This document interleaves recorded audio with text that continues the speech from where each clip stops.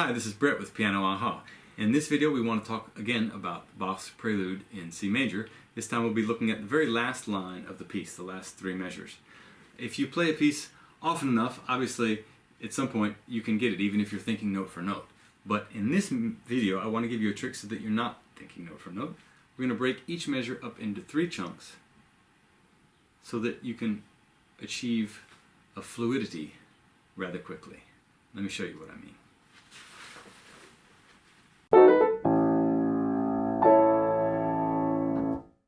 So we're dealing with these two measures here, measure 33 and 34. They have a similar pattern.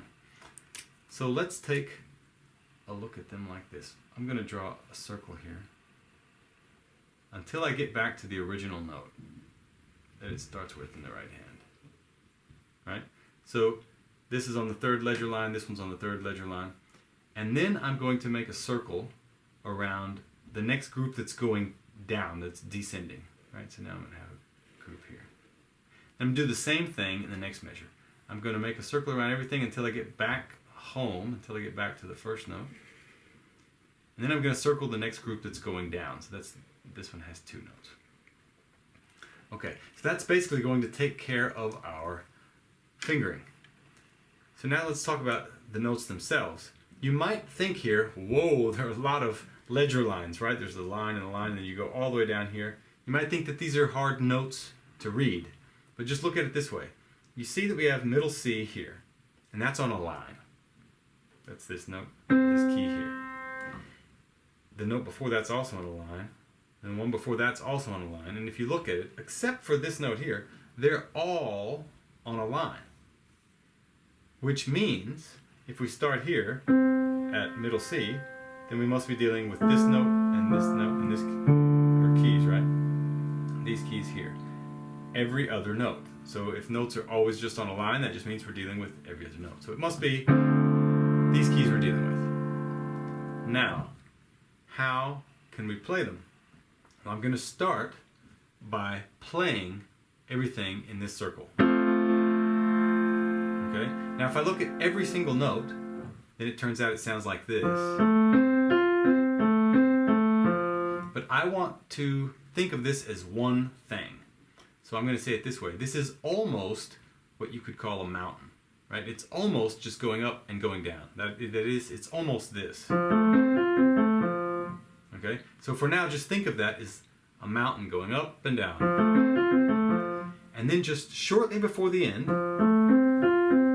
shortly before you get back to the bottom of the mountain, you do a little variation on that. Okay? And then you have the entire group as one thought. And the same thing is true in this measure. Right? I'm going to, again, we have only lines. So if I find that first note as being here, then I know we must be dealing with every other key, every other white key of the piano.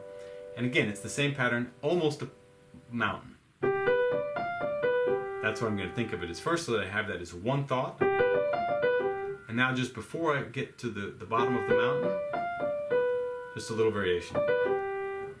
So let's go back to this first measure here now.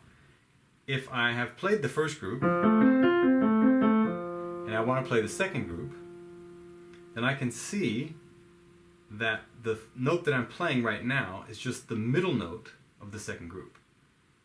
So I'm going to play that all at one time. And I could play it with these fingers, or I could play it with these fingers, or I could play it with these fingers. It doesn't really matter, as long as you can play this group all at one time and then this group all at one time. You'll probably be playing with some fingers that will work. So again, I've played this, the first group, and then I just think about playing this next group, and then the last group is easy. It's just a repeat of the last notes that you played. So all together with the left hand it sounds like this. Okay, now the next measure. This one has one thing that you might want to watch out for. This note here, like I said, these are all on a line. Here we had one note that wasn't on the line. Right, so here you have a bigger gap than you do here. Here all the gaps are the same size. So, but in each case, the highest note is an F. So that might also be something helpful to know. so anyway, what we're wanting to do now is look at this second group. I'm going to play all those notes at the same time, or both of them. And it doesn't matter with which fingers you do that. And then you can play them the way they're written. And then there's only 3 notes left. And since there are 3 notes left, you're not going to want to play this with your pointer finger. Why not? Because if you do, then you're going to have to cross over again. So since you're already down here with most likely your thumb, then just think I have 3 notes left. Well, I must need 3 fingers to play them. So together with left hand, that measure sounds like then.